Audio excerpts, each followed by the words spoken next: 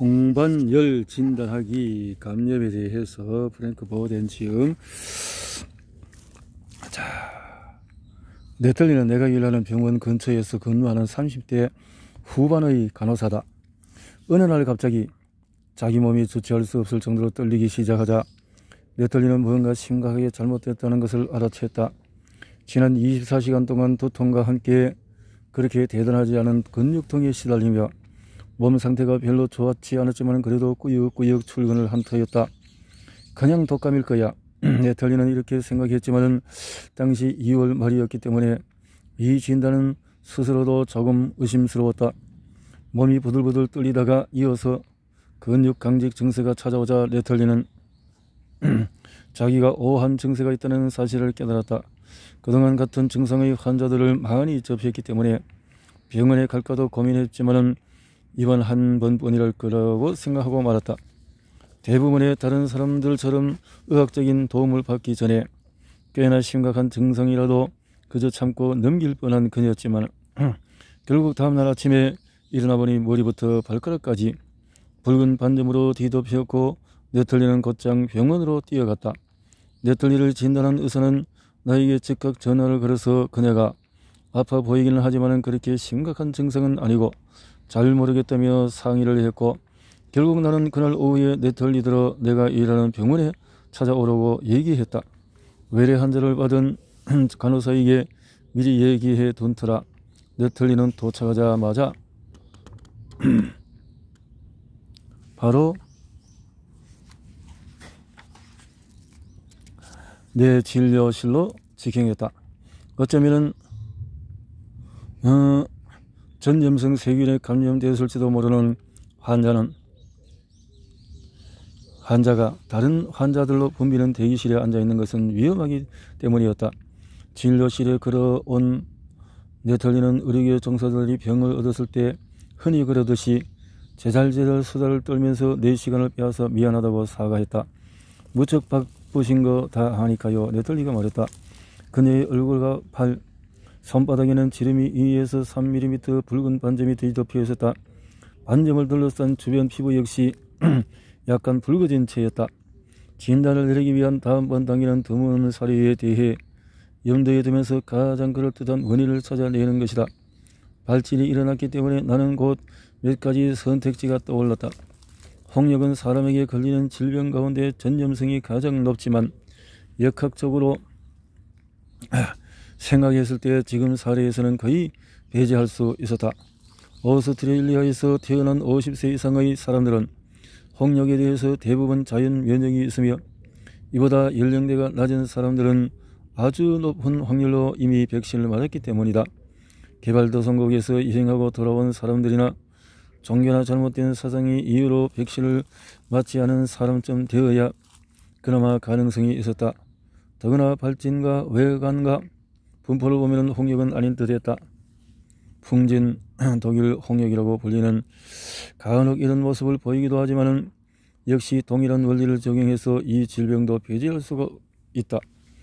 오스트레일리아 사람이라면 백신을 맞았을 테니 말이다. 의사나 간호사라면 열과 발진이라는 단서를 봤을 때 뇌수막염이라는 단어가 즉각 떠오를 법하다. 뇌수막염이 의심된다며 일단 항생제 주사를 넣는 것이 급선무다. 하지만 네털리는 몸에 널리 퍼진 발진이 뇌수막염 때문이라면 침대에서 일어났는가 기존에서 불합격했을 것이다.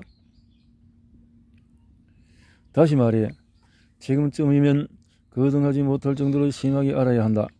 10년쯤 전에는 매년 수막염 환자가 적어도 10건은 나왔지만 오늘날에는 백신 덕분에 거의 찾아보기 힘들다. 그래서 나는 수막염 역시 가볍게 우선순위여 저 밑으로 제칠 수 있었다. 손바닥의 발진은 어쩌면 제2기 매독 증상일 수도 있지만 오스트레일리아에서는 남성 동성애자 집단이라든지 오스트레일리아 북단을 제외하면 극히 드물게 나타난다. 그러니 이 질병 역시 목록의 저 밑으로 떨어뜨릴 수 있다. 초기 에이즈 환자 가운데서 약 50%에도 비슷한 발진이 보이기는 한다. 이러한 소위 혈청 전환성 발진을 처음 보는 의사들은 대개 비특이전 바이러스성 발진이라 여기는데 기술적으로는 옳지만은 불쌍할 정도로 막연한 진단이다. 로성 바이러스가 이런 증상을 일으킬 수도 있지만은 그렇게 치면은 무척이나 다양한 약물과 알레르기, 비감염성 질환도 이런 증상의 범위일 수가 있다. 환자가 그렇게 생사를 넘을 정도로 위급하지 않았기 때문에 나는 병의 원인에 대해서 계속 고민하면서 의료 상담에서 가장 중요한 단계에서 시간을 들여서 임했다. 바로 병력을 자세히 묻는 것이다. 네덜리가 지금 보이는 증상을 자세히 짚어본다는 그녀가 과거에 크게 앓은 병도 없고 약을 복용하고 있지도 않다는 사실을 알았다. 다만 3주 전에 네덜리는 가족과 함께 뉴사우웨일즈 남쪽 해안으로 여행을 떠나 오지에 가까운 지역을 걸었던 적이 있었다. 일행은 그곳에서 전부 진드기에 몰렸다. 네덜리에 따르면 집에 돌아오고 지났을 때 남편이 그녀의 왼쪽 어깨에 붙은 진드기 하나를 떼주었는데 이 진드기는 아이들 몸에 붙었던 것보다 훨씬 컸다고 얘기했다. 그리고 이후로 가족 중에서 알아놓은 사람은 없었다. 네털리 몸을 검진해보니 발찌는 두피에서 상체, 팔다리, 발바닥 환자가 발견되었다. 2002년에서 이형 백신이 도입되었고 등등의 예방접종을 하지만 아이들에게 필수로 마치는 예방접종 목록에 들지 않은 것이 있다라는 거죠. 자, 눈도 불그스름하지만 내가 봤을 때 이것은 비정상적인 증상이 아니었다. 또 림프전이나 비장, 간, 관절에 붓기가 없었고 목구멍에도 염증이 없었으며 심장에서 수상쩍은 소리가 들리지도 않았다. 등에 청진기를 얹고 폐에서 나는 소리를 듣다 보니 네털리의 왼쪽 어깨 위에 지름이 1cm 되는 진한 붉은색 반점이 보였는데 그 중앙에는 조그만 딱지가 있었다. 앞서 온몸의 피부를 살필 때 놓쳤던 반점이었다. 여기가 진드기가 물었던 자리고 이 딱지는 건조각피라 불리는 것이리라. 나는 조그맣게 아하 소리를 내었던 것 같아. 제 병명이 뭔가요? 네털리가 진료에 시리스되라며 물었다. 홍반열이에요. 내가 대답했다. 그건 나라도 알겠어요. 네털리가 쉬고 쓰면서 말했다. 하지만 그 홍반을 일으킨 원인이 뭐죠? 나는 켄즐랜드 진드기 티푸스 스스가 무시가 분명하다고 말해 주었다. 네털리의 어깨에서 나온 그 커다란 진드기가 피를 잔뜩 빨아먹었을 것이다. 이 진드기는 식사를 하면서 그 값으로 리케차 오스트랄리스라는 세균을 약간 내게 준다. 나는 네털리의 피에 이 세균에 대한 항체가 있는지 검사해 봐야 하는데 3주 뒤에 반복해야 하는 검사라고 그녀에게 설명해 주었다. 그리고는 항생제인 덕시사이클린을 처방해주고 열흘 동안 복용하라고 말했다. 또 약을 먹으면 증상은 48시간 안에 찾아들 것이고 발진이 사라지려면 일주일 정도 걸린다고 덧붙였다. 나머지 가족들도 잘 관찰하고 있다가 누가 증상이 나타나면 역시 덕시사이클린 처방을 받아 복용하면 된다. 리케차 세균은 전 세계에 고루 발견되는데 10종 이상이 인간에게 여러가지 심각한 질환을 일으킨다. 대부분의 리케차 세균은 소형 포유 동물이라든지 진드기 같은 절제 동물에 의해서 옮겨지며 이들이 있어야 인간에게 병을 전파할 수가 있다. 예를 들어서 리케차 프로바체키가 일으키는 발진 티푸스는 이가 옮긴다. 티푸스는 역사상 가장 손꼽히는 전염병인데 특히 전쟁이나 강제 수용소에서 쉽게 발생하곤 한다. 20세기만 해도 티푸스로 인한 사망자가 수백만 명에 이르렀다. 또 서방구에서 리케치가 일으키는 로키산 홍반열은 전 대배가 살 법한 시골 마을까지 전파되어 생명을 위협하는 진드기 매개 질병이다. 한편 리케차 코노는 아프리카와 인도 지중해 인근 국가에서 붙은 내저열을 일으킨다. 일본에서는 리케차 자포니카가 집에서 기르는 개와 강아지에게 흔히 발견되며 역시 사람에게 홍반열을 일으킨다. 오스트레일리아에서 사람에게 감염증을 일으키는 리케차 세균은 크게 4종인데 그 가운데 2종이 진드기에 의해서 전파된다. 바로 리케차 오스트랄리아스, 리케차 호네이, 브린더스 홍반열을 일으키는 2종이다. 나머지 오렌테이스스가무시는 좀 진드기에 의해서 발진열 리케차는 감염된 쥐의 몸에 사는 벼룩에 의해서 전파된다. 오스트레일리아에서는 전 세계 다른 지역에 비해서 리케차의 증상이 미약하게 나타나지만 스스가무시와 발진열 리케차에 의한 사망 사례가 보고되기는 한다. 스스가무시는 2차 세계대전 내내 오스트레일리아 군인을 위협하는 질병이었다. 파푸아 뉴기니에 주둔하는 오스트레일리아 군인 가운데 거의 300명이 병에 걸렸고 치사율은 9%에 이르렀다. 군인들은 말라리아보다도 스스가모시를 더 두려워했는데 그나마 말라리아는 치료법이 존재하기 때문이었다. DNA 분석에 따르면 원인균인 오리엔타스스 가무시는 다른 세균들과는 독자적인 속으로 분류되지만 과는 여전히 리케차과다. 이 병은 털진드기라는 곤충을 매개체로 해서 작은 동물 숙주를 통해서 사람으로 감염된다.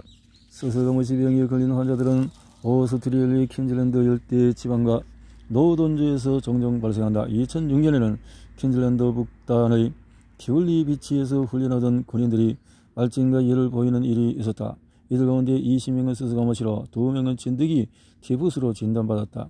이때 감염증에 걸린 군인 가운데 거의 절반은 예방용 독시사이클린을 복용하지 않았거나 진드기에 물리지 않도록 보호해준다고 알려진 살증제 페르메트린을 뿌리지도 않았다고 인정했다.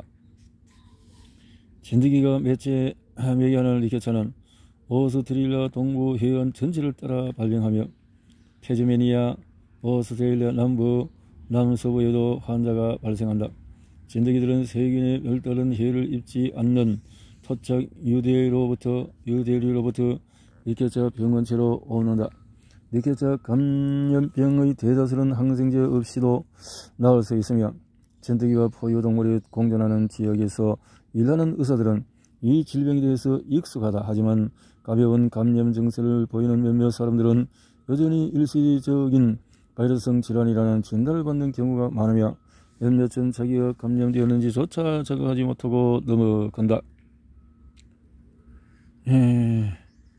네덜리는 진드기에 물린 지 3주 만에 그리고 증상이 시작된 지 며칠 만에 리케차 세균에 대한 항체 검사를 실시했다. 그리고 내 예측대로 결과는 음성이었다.